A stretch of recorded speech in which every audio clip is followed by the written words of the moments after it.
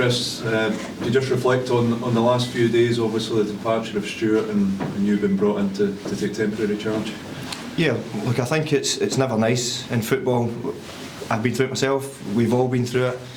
And good people, Stuart and Stephen Frail, both good people, lose their jobs. I wish them the best because it's a tough space to be in, but they're such good people. They'll move on, they'll find a new club to go to, and I hope that they do find that soon and they can move on shortly, because I say good people in football unfortunately lose their jobs, but good people always bounce back, and I'm sure that's what the two guys will do. What do you think's not quite happening for Kilmarnock at the moment? Obviously a real tough run. What do you need to come in and do to get things moving in the right direction? I think a lot's went against the club, if I'm honest. You look at it happens at every club. Injuries, suspensions, decisions. That's part and parcel of football, unfortunately. But it does lead to situations like this, I suppose, which is never nice. But it's really about, for me, stabilising things. Just that's my role here just now, is just to stabilise things. Pick the players up, try and pick the club up, pick up the mood. Because, like I say, when good people move on, there is a bit of a downer, a bit of that feeling. So it's about picking everybody up, making sure that football won't wait. The kind of reality of it for everybody is that it doesn't hang about, and we get left behind if we're not ready to come out and play on Saturday. So a kind of mindset for the players, for the staff, for the supporters, that there's a bit of freshness, and we have to try and approach that game with that mindset. Like I said, albeit that it's not the nicest of circumstances, because good people have moved on. It's a question we ask everyone that takes temporary charge, but do you see this as an opportunity to make your case to get the job? Look, for me, I won't look past Falkirk, and I won't allow anybody else to look past Falkirk. I know this situation, I've been in this situation before, and I don't think in football you can allow your focus to get beyond one game. I think when you start thinking or looking beyond that, you lose your focus and you lose that attention to the detail that you need. It's about one game. I was just asked to steady things. The club will do a recruitment for a new manager, as they should do. And for me, it's like I said, it's just picking up the pieces that and I understand the mood around the place when this happens. It's difficult to change, but like I said, I've been in this position before where I understand what's required, but for me it's about Falkirk and Falkirk only. Have you had any indication at all about a time frame? No, not at all. I don't think when anybody goes in an interim they're ever given time frames. I think it's a case of game at a time, because the club will work tirelessly in the background, and I think that's what they should do, that's what they will do. For me, it's about working day to day with the players, the staff, to try and, like I say, stabilise things, because whenever there's change, things go up in the air. It's about settling it nice and calm, get a focus for the game, because the games come thick and fast, especially over this period of the year. There's a lot of games coming quickly, so nobody can really afford to let that focus dwindle or look too far ahead. They have to focus about what's in front of us, which is Falkirk. Last weekend, what were you expecting to be doing this weekend coming?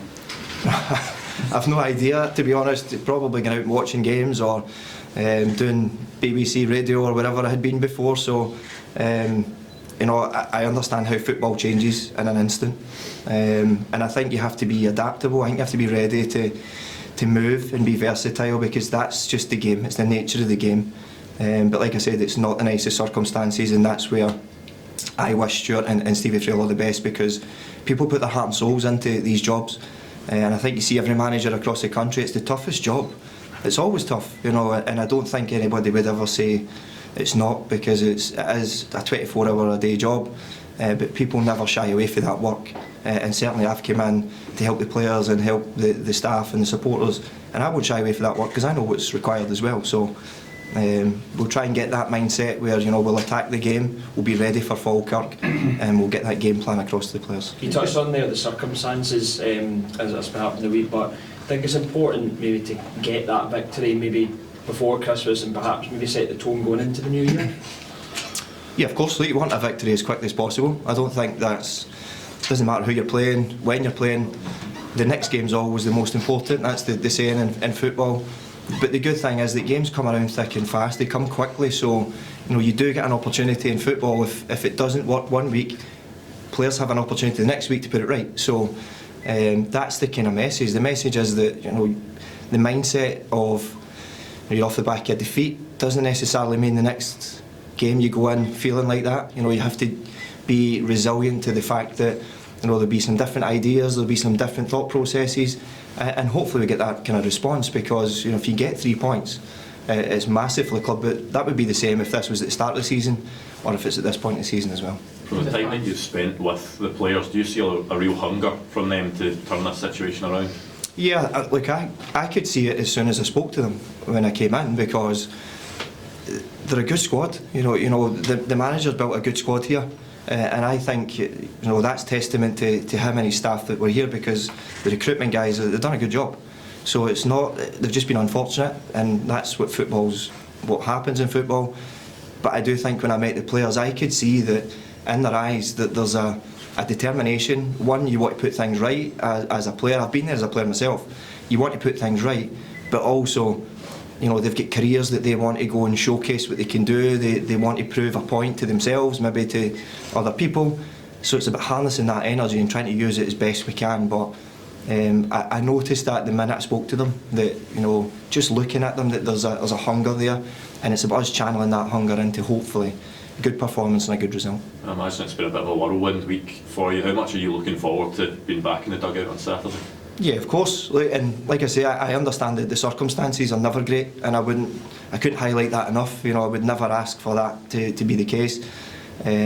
But the fact is, and the reality is, that I'm here, so I have to take that on and be ready. Like I say, football doesn't wait, and you need to be ready to go out there and show what you can do with that mindset. And I've got that mindset where I know football moves fast.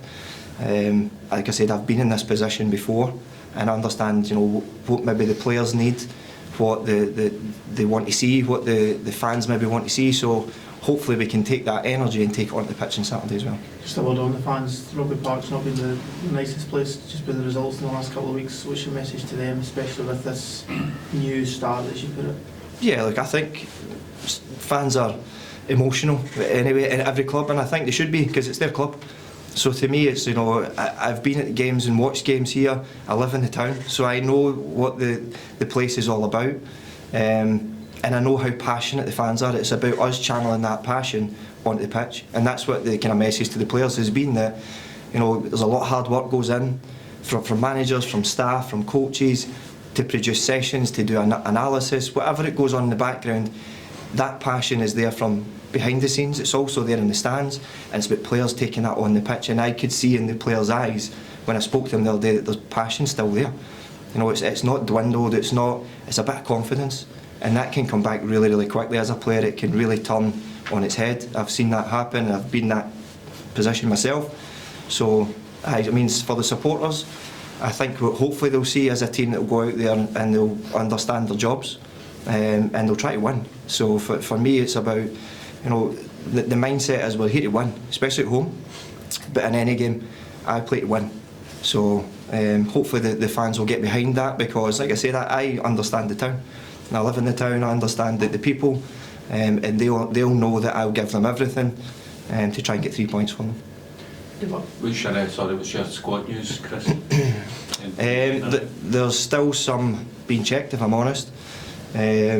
So in terms of kind of giving you information, there's still a couple who will be checked that I wouldn't want to touch on. And obviously you already know the kind of long-term guys. I don't think there's any movement with the kind of longer-term ones. But the guys who are carrying knocks are still kind of being looked at, and that's why, going back to my earlier point about injuries, suspensions, Stuart and Stevie had to deal with this, and as a manager it's difficult. Things change so much, and so much changes throughout a week, that I don't want to say too much on, just because still are actually being checked, even just for the back of the weekend there as well.